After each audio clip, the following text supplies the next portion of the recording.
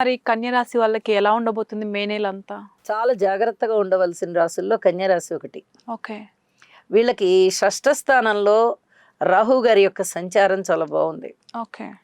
అలాగే నవమ స్థానంలో శుక్రాచార్యుల వారి సంచారం బాగుంది. మరి మిగతా గ్రహాలండి అంటే అంత పెద్ద గొప్పగా లేవు. ఓకే.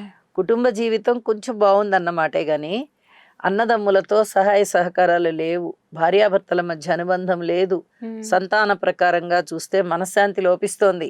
ఓకే. అలాగే ఆరోగ్యం చూస్తే ఆరోగ్య ప్రకారంగా కూడా అంత పూర్తిగా దారుఢ్యంగా లేరు. ఓకే. పబ్లిక్ రిలేషన్స్ కూడా ఇబ్బంది పెడుతున్నాయి.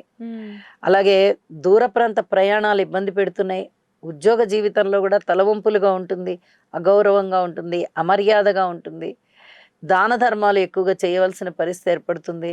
ఎవరికైనా కూడా ఊరికే మాట ఇచ్చేస్తుంటారు, మీకు వచ్చేస్తాం మీకు ఇచ్చేస్తామని.